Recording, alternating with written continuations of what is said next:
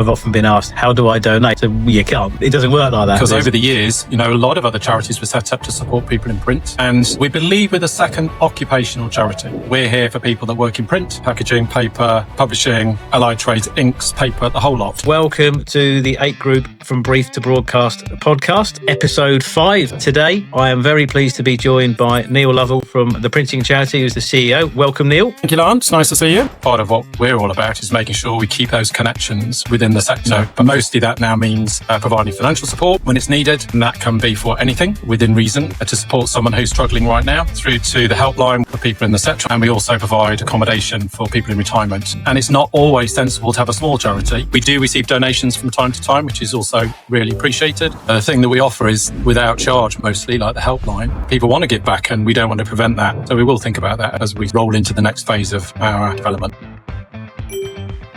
Hello and welcome to the 8 Group From Brief to Broadcast podcast, episode 5. I think it is now episode 5. Yes. So today I am very pleased to be joined by Neil Lovell from the printing charity, who's the CEO. Welcome, Neil. Thank you, Lance. Nice to see you. Good to see you too. So let's kick off and get going. So I think the first place to start, Neil, is give our listeners a bit of background about yourself, and then we'll go from there. I hate talking about myself, but I'll give it a go. Well, as far as the printing charity is concerned, I've been 10 years in counting. Before then, I was in a couple of other charities, but mostly my working career has been in the commercial sector. So some interesting names from T-Mobile to RAC, that type of thing. So I kind of worked in the corporate comms, that area for a number of years. And before that, I did a degree in English. My English is still terrible, but don't tell anyone. And didn't know where I wanted to do. So I ended up in advertising before then moving into other areas. So that's been quite a while ago now since I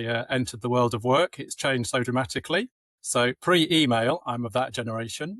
So yeah. Privately, personally, I live outside of London. So I live in the Cotswolds. So it sounds really lovely and idyllic, which it is. But I'm a kind of strange mix where I love city chaos, but I love peace and quiet too. So yeah, I kind of try and get both of those worlds if I can. I totally know what you mean with that, because I like going into London, love meeting them. I used to live in Hertfordshire a long time ago, and but I'm more than happy to leave now and come back out to the East Midlands village life I have. But I love coming into the hustle and bustle of the city like you. But yeah, it's nice to go back to the peace and quiet. Maybe it's when you get to a certain age, Neil, possibly. I don't know. I can't possibly comment, Lance, but yeah, I think so. Yeah, quite possibly. But no, thank you for that. So the printing charity. So obviously I should declare from the outset that I'm a trustee of the printing charity for our listeners who don't know that. So obviously this is very close to my heart. So I'm really pleased you agreed to join the podcast. But for the listeners who don't know who the printing charity is, or don't even maybe know of it, a little bit about it. Tell us a bit more about the printing charity, just broad church of the printing charity. What is it? What does it do? Yeah, we've been around nearly 200 years. So our 200th birthday actually is December 2027.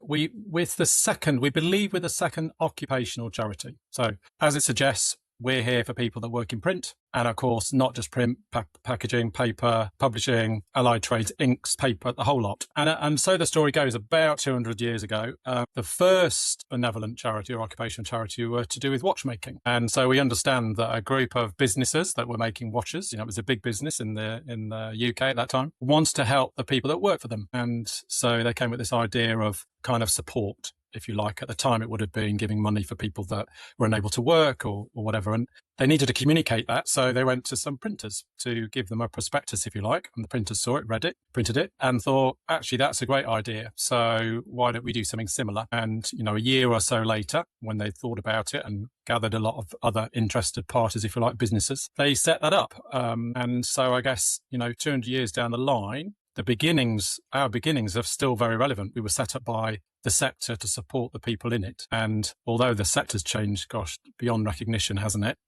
The need to support people within it remains. So part of what we're all about is making sure we keep those connections within the sector. But because it's so splintered, I'm sure we'll talk about this later on. But, that becomes a challenge as well. But yeah, we were here, we're nearly 200 years old. We were set up for people who work or have worked in the sector. And, mostly that now means providing financial support when it's needed. That can be for anything within reason to support someone who's struggling right now, through to the helpline, which some listeners may be aware of, as that's a free helpline for people in the sector. I'm sure we may talk about that later on as well. And we also provide accommodation for people in retirement, a smaller part of what we do and an important part, but nevertheless, yeah, that's also part of our history as well. So yeah, quite a range of things for an occupational charity. Yeah, and it's different, isn't it, as well? Because I think when people think about charity, they think about fundraising, donations, obviously to fund the charity. Obviously, with the printing charity, it's very different because I've often been asked, "How do I donate?" I said, well, "You can't. Yeah, it doesn't work like that. There's obviously a significant fund available for use, obviously for people who signed up. So it's a little bit different, isn't it, from that viewpoint, for which people would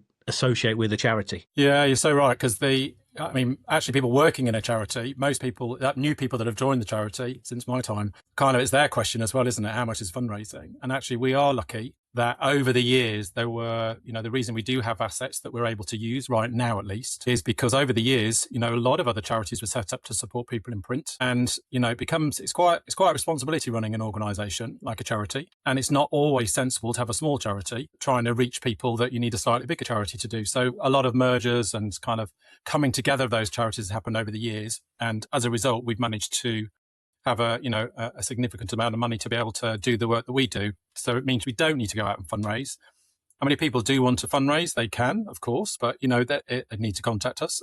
We do receive donations from time to time, which is also really appreciated. But right now our focus is on that particularly. We are going to start to look at how to make it easy for people if they want to do things for us, because I'm sure we'll talk as well later. But the thing that we offer is without charge, mostly, like the helpline. People want to give back and we don't want to prevent that. So we will think about that as we sort of roll into the next phase of our development.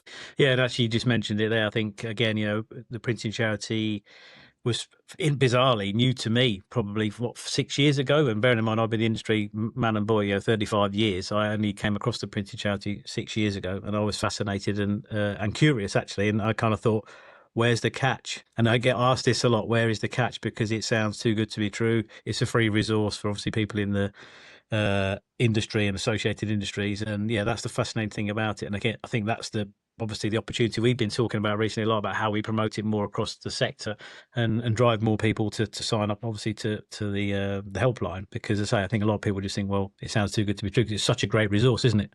It is, yeah. And, but there are a lot of other occupational charities out there that offer, support for people in their sector. Yes, a lot of them will be raising funds for it, but yes, we are very fortunate in that regard right now. It means we've been able to focus on what matters. And it means we've been able to kind of think about where we're going next, what we're doing now, how we evolve that.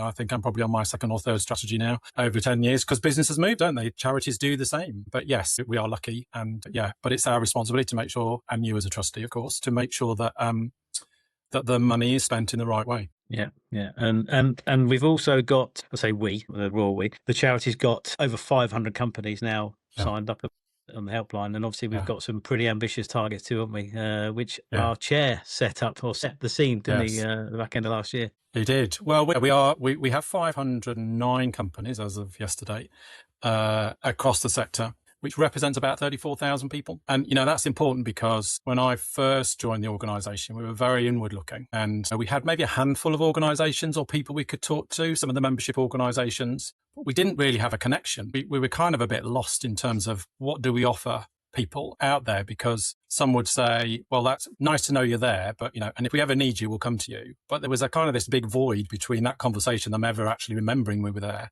should they need us. So it kind of led to thinking, what is it that we can put in place that represents what the sector needs? And actually, we're a sector made up of mostly small businesses. And in mostly small businesses, then the ability to be able to support staff is challenging because you don't always have the infrastructure in there. And we knew from conversations that we were having that employees do actually, there are challenges we all face. We're all human. And where do you turn to for that? When you need some kind of support. And that's where the helpline came into being. But it also became this bridge from us really not being able to have sensible conversations with organisations, or at least ones that would lead to them needing us, to one where it was kind of a no-brainer. Here's something that we can offer you for nothing, an immediate kind of well-being opportunity for your staff and teams, and it's available free of charge. So, and that's, I think, how and why we accelerated from kind of this handful 7 years ago of relationships to where we are now, which is 500 and counting.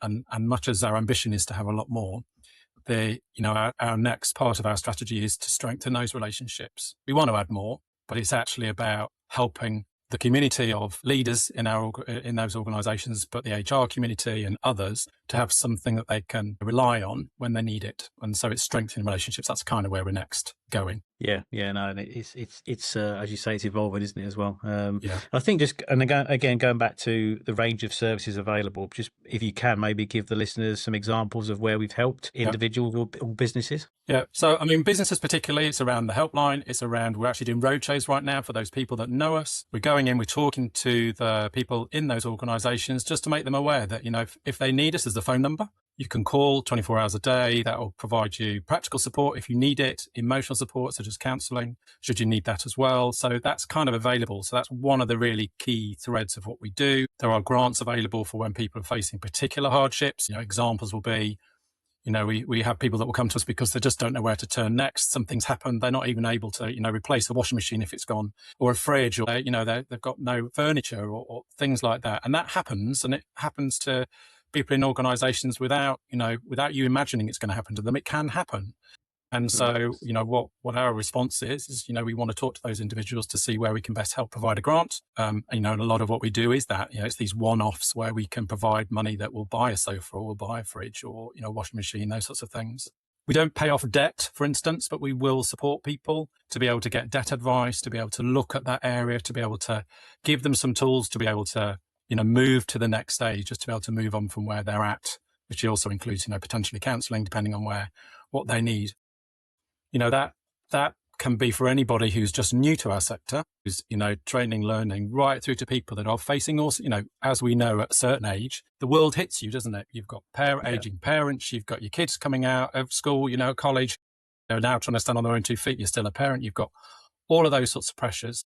And, sometimes that's lonely, isn't it? So it's kind of, where might you go? What might you need in terms of someone to talk to? So that talking and that ability to be able to phone someone and talk to someone is really important as well. So there's that range. And as I say, we have people that are new to the sector who have just hit a wall and don't really know where to go, don't want to talk to the employer directly because that's a bit embarrassing, or they just feel that they don't know how to have that conversation. And, we're independent.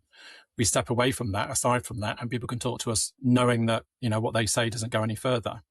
And that's a really important aspect to that service as well. And the grants are really important to help people in that moment where they really just need someone to help, lift them up and help them move forward. Yeah, no, that's great. Thank you for that summary. It's a really good summary, actually. And then moving on, the other thing that I think that the charity does, which is I think a fantastic facility, is the Rising Star Award. And I think that is great. Obviously, I'm lucky in our business we've had a winner in Gabby. But tell everybody a bit about the Rising Star Awards, because that's quite a big event, isn't it? That comes around every summer. It is, yes. So it's evolved over the number of years. So it used to be called Print Futures. It's now Rising Stars. Has been for the last 2 or 3 years or more. And essentially it's for people, it's really focused on helping develop the younger groups that are coming into our sector. It's a kind of championing of the younger talent that's in the sector and that's growing and thriving. And it's kind of recognising them. And it's recognising through providing the opportunity to apply for a grant up to £1,500 that can go to something that will help in their development. It's not to be used by an employer to cover a training need, anything vocational, if you like. It is to kind of cover areas where this additional training will enable them to actually just flourish even more. So it's up to £1,500 and it's focused on people between the age of 18 and 35. And in the last year, we've changed the upper age range. It used to be 18 to like 30. And we've kind of moved it on, which to recognise that for some people, they come to this sector not as a very young person, but actually second job or third job or later on in their career. Yeah. And they show that potential. And you as business owners and others that will be listening here, you need that talent as well. So we didn't want to lose them as well. So we've closed for this year. So we have 119 applications that are coming, which is higher than last year. We generally, because the process, that we've done a lot in making sure before people apply, they've got information to know what, applications are successful, the types of things they need to research and put forward. So we've done a lot of that work. So we expect a good conversion rate. And we have a really great event at the House of Lords every year to, kind of just wave the flag for the young people in our sector, the future of our sector, those that have a very different view of the world than maybe we did when we were younger, but are absolutely vital to, where the sector's going, and because it will evolve. And you need that younger group to do that. So we're playing our part. There's loads of brilliant initiatives for young people across the sector, and we're playing our part in heralding and championing them and giving some money to be able to train. Yeah, and I think that's right. I think what I like about it particularly is that it dovetails really well into some other things across the sector. You've obviously got Young People in Print, which is a fairly new initiative. You've got the Strategic Mailing Partnership. They do I think it's called the Bright Futures Award. It is called the Bright Futures Award. I should know because I judged that one. And again, I think the age thing that's, as you said earlier, increased from the sort of the upper limit from 30 to 35. I think that was a good move as well. And I think we got some feedback from other industry bodies as well about that, because I think, as you said, you have got some individuals coming in perhaps as a second or even third job that are still young, definitely young. I think anybody under 30 is classified as young, definitely. Perhaps in their mid or late 20s or even early 30s, that you think actually they've still got a long career ahead of them, lots of opportunity, even in our industry or others. And I think it just in my business alone, the fact that it opened it up to 35-year-olds opened up a few more. But what was interesting as well, just while we're on the subject of the rising star, I hadn't realised actually until this time around that apprentices couldn't apply. But it was interesting. I read the FAQs because we've got an apprentice who's 18, and I hadn't realised that actually. It's only when I read the FAQs and I read that obviously the reason the apprentices are excluded is because they've already got a lot of work on in terms of the apprenticeship they're on. And initially I thought that's a shame. Then I thought, you know what, that's actually a really smart move, because they've already got a lot on in terms of their development, their college work, if that's what they're doing. I want to learn to print, and obviously you do need to do quite a lot of work to put in for this reward, this award as well. So I thought that was quite a smart move. So as I said to our apprentice, you have to wait till the year after next, then you can apply, because he was all up for it and straight away, and then he realised he couldn't. So, but it was, That's great, isn't it? Got it. Something to look forward to, something to, they've got to, everyone has to earn their stripes somewhere, don't they, in some way. So if you get the basics, be valuable, but, this Rising Star is about helping you become more valuable, but feeling more confident about what you can do. So this is about the young people first and their value to an organisation, and just encouraging them to keep moving and pushing and pressing forward. That's the key. Yeah, absolutely. And I say I'm very passionate about young people coming to the industry, because that's where I started out. And I think having spoken to quite a few of the winners, at the event or even before or after, I think you can really see the benefit they get from it. Again, with that funding they get for training and development. Certainly, Gabby in our business, she's used it wisely, and it's helped develop her massively. I've seen her as an individual develop hugely in sort of 2 or 3 years. Obviously, the Rising Star Award was very much part of her journey as well. So yeah, I think it's great. It's great to see that. It's really, what we see every year as well, which is really exciting to see, is that we see the different types of roles that people are bringing forward as well, that are putting, that's showing how the sector's changing, and it's, showing the diversity of roles that are available in our sector. And, it covers every kind of print, paper, packaging business from, all across the country. So we get really good representation from across the country in different types of roles, from customer service to the shop floor to the, highly technical to the highly customer centric, it's all of those things. And that's really good, because it's reminding the sector and anybody that wants to come into it how diverse it is, and, what there is to offer. And it's the perennial issue, isn't it? Like, 10 years ago, when I first came into this sector, I remember sitting around a table and numerous times people saying, how are we going to get young people into the sector? And it continues to be a question. Rightly, it should continue to be a question. Yeah. Some things are working well, but there's still always a lot to do. Always, because the competition out there for young people is off the scale, isn't it? So yeah, this is just a part of that kind of response to that, is help to demonstrate and show what's possible in our sector. And that's part of the battle. Yeah. People thinking it doesn't have anything to offer me. Well, of course it's kind of got everything. So take a look is really what we want people to do. Yeah, absolutely. Going back to the strategy of the printing charity, you touched on that briefly earlier. What's coming down the road next? I know I've obviously got a little bit of insight on that, but yeah, it'd be really interesting to hear about that in terms of what's next for the charity, in terms of what does the future look like? Yeah, well, like all charities, our key is we have to keep reviewing what we're doing and how we're doing it to make sure it has impact. We have a responsibility to use our money wisely, but also for it to have the desired impact. Charities have objectives or objects which kind of define what they're set up to do. So as we look to the future, one of the things we've had to do, second time around now, but much more involved this time, is we've done some research. So last summer, and I know, Lance, you helped us in kind of promoting that as well, we did a piece of industry research to ask questions of people who work in the sector about what's important to them. What are the pressures they're facing? What are the stressors? All of those sorts of things in a non kind of judgmental way, but just talk to us so we understand, because we need to then make sure that what we're providing makes sense and is relevant and has impact. That was a really important piece of work that we did, very significant, and it's told us and it's given us information on which to build. And that information is really around those people that are highly stressed at the moment by work and the impact it's having on them. And that's, a relatively small number across the sector,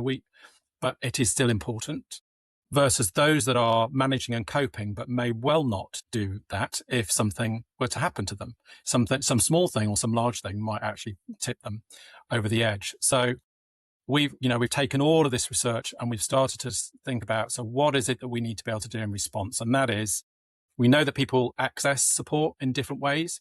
Boys tend to not do things differently than girls in this. So, that it's more likely that, the men in our sector are more likely to going to use a text or a WhatsApp or something like that rather than, or online. They're not going to pick up the phone and talk generally. So, at the moment, our services are pretty much driven by, yes, you can go online. I would encourage people to go to our website and find information from there.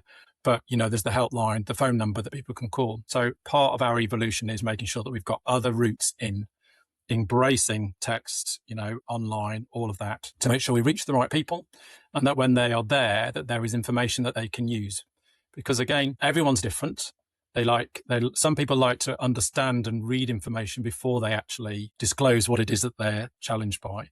So we need to be able to put things in front of people so that they can do that. Other people just kind of want to have that conversation right now and get through it, or ask for the thing that they need at that moment. And so it's not a one style fits all. So what we have to do is, and what we're doing as part of this next phase, is we're looking at how we deliver that practical, emotional, and financial support to people. And that, that's really exciting because, we know across the sector, we think there's around 19,000 businesses across our sector, representing 220,000 people. And the research told us how the percentage of people that are highly likely to be experiencing high stress, which is impacting on their life, that was quite that if you it's about 4%. If you take that of 220,000 people, that's quite a lot of people. And so we need to make sure we can respond to that group in the most appropriate way. It's not something we can do overnight. We've got to kind of evolve some of our services. On the horizon for us is all about how do we add to what we're doing. Some things we might stop, but mostly how do we add to what we're doing? And mostly that's around access to what we're doing, making it easy, making it, relevant to the individual that's looking for that help. And as I say, we all kind of look at things in a different way. So we need to make sure information is available, both to the individuals, but also to the businesses. And that's the other pivot, is that I mentioned earlier that we're spending time on site where we've created a sort of a wellbeing community, and that's all the businesses that have signed up, that 509 businesses. So we're about to roll out more information to that community that's online for them. So they've got toolkits, they've got information that they can use, and then separately we'll want to do something similar for employees as well. But that's further down the line. So all of this is about impact, but it's about reach. And we've proven in the last 6-7 years that people want support, and now we've got to find a way to deliver that's relevant, essentially. Yeah. And thinking about signing up, so let's say I'm a business that's thinking about it. I'm not yet signed up, but I want to sign up. What happens? What's the process? And what do you get when you initially sign up as a business? Yeah, it's really straightforward. If you go onto our website, printingcharity.co.uk, or follow us on socials, so, contact us at the Printing Charity. As we are doing a lot more now in the whole digital space. Make contact with us. We will contact you to talk to you about what it is that you need. We have relationship managers whose responsibility is to build relationships, as their title suggests, with businesses. So if someone's calling in Birmingham, then there's someone that will go into that, or the West Midlands, someone that is based near that area that will become a point of contact, and they will then talk about what it is. How big is that business? Is it one site? Is it multiple sites? What are the communication channels? Who is the point of contact? All of those things, really easy answers to those questions, very quick for us to then provide the information. And, we can turn that around really pretty quickly so that the individual that's expressed interest can have information so they can see what it is we can offer them and their staff pretty instantly. They can print it themselves if they wish to have things up on site. We can visit on site to talk more directly about what it is that they want, and then we can give them access to, those extra services. Earlier on this year, we had started the helpline by building relationships and then releasing the helpline number. And that was a deliberate strategy so that we could have these conversations and learn from those businesses about what they needed. Once we got to 500, we decided that let's release the number out so anyone in the sector can actually phone the phone number to get free help. But if you want to have a step beyond that and actually really embed us within that organisation, within your organisation to get extra support and help, then you need to talk to us. So yeah, go to our website, relationship manager will be in contact, you'll get materials, and then you can work out what you need. But if you're working in our sector and you want help, then go onto our website and it's got the phone number there as well for 24 hours free service. That's great. Thank you for that. And actually, we've got our relationship manager Nicola coming out in thinking about 3 weeks' time for sort of effectively the roadshow, which is great because I think we've got signage up in our business, so there's obviously plenty of signposts for the print charity, like I say, with the number and all the resources there. But I think the roadshow would be quite interesting because I think that is then giving all of our staff an opportunity for a face to face with the relationship manager, and obviously in my case it's Nicola, to have a one-on-one conversation or to a group. And I think again we've touched on this before. Sometimes you might get little pockets of individuals. You might get production or shop floor staff who are perhaps a bit less forward in coming forward, if that makes sense, whereas some of your admin staff might feel a bit more comfortable having a conversation either over the phone or online or email, etc. So I think the roadshow will be really telling, actually. And certainly the feedback I've had from other people who've had the roadshow has been really, really positive. The staff have really got on board with what the printing charity is about and actually understood the services more, because I think that's the issue. I think sometimes they see the helpline, they see maybe the Rising Star Award, but they're not really sure under the bonnet of everything that's available. And there is such a huge resource available, and I think that the roadshows will help bring that to life for sure. I think the ones they've done so far have been very good. And it's also, that I think we've done something like 46 so far this year. So we've done a lot, and there's a lot more planned. But we're all bombarded with information, aren't we? And we need as a balance, isn't it?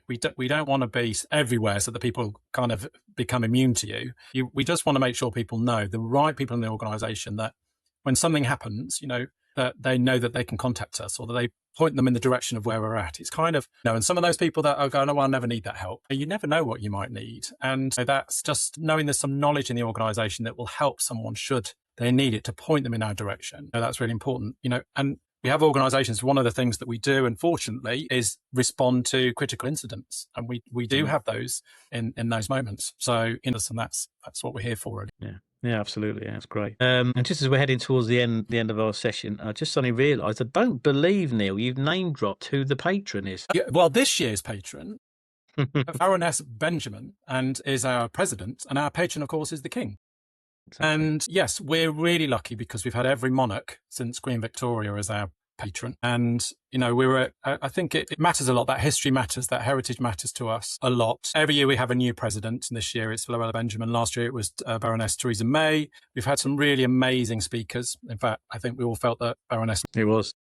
And, I have every expectation that Florella Benjamin's will be immense this year as well. Having met her, it will be full of energy and life, which is brilliant as well. But the patron is an important thing. We're a royal chartered organisation. So, that means a lot to us as well. And that piece of history we were really delighted that in the reshuffle that we ended up still retaining, His Majesty the King. Doesn't mean to say he comes to anything and everything, but, it will be great if we could involve him in our 200th year for sure. And every year he does send a message to us, which is read at the annual luncheon. And again, in a little bit of history. It's nice. The heritage is important. We're all looking at the future as well, aren't we? And who knows what that looks like right now, right? Uncertainty for everyone. But, we've got to, we're built on some really amazing foundations, and our history is really something to be proud of too, which we'll be celebrating more of as we hit our 200th during that whole year of the 200th. So, So I'm name dropped now then, Lance. Thank you. No, thank you, Neil. But no, I know it's funny, actually. I was told this when I joined as a trustee. I was very privileged to be involved during the double centenary. So, that's obviously the big one for next year. So I do feel privileged about that. Yeah, it is. Is there, before we wrap up, Neil, is there anything else we've missed, not talked about, that you'd like to get out to the listeners? I think thank you for this chat, Lance, because it's great. Anything that we can do to keep kind of the awareness moving. We mentioned earlier on that the sector is so fractured and splintered in lots of ways, isn't it? Because it's so made up of so many different parts. If there are 19,000 businesses in this sector, there's going to be a lot we just aren't reaching, and that we've got no way of reaching unless people kind of introduce us, or we get these kind of messages out to them. And that's going to be our big challenge. So I guess the last thing is just to say we're always wanting to hear from new businesses. If there's someone that you work with in an allied trade to the print, packaging, paper, publishing world, please point them in our direction. We'd really love to get them involved, but also just promote the helpline number out there now as much as you can, because that's free. It's accessible to anybody that's got it, and there's immediate help there. So, but yeah, we are grateful for the support that we get for the industry and the sector. We're very proud,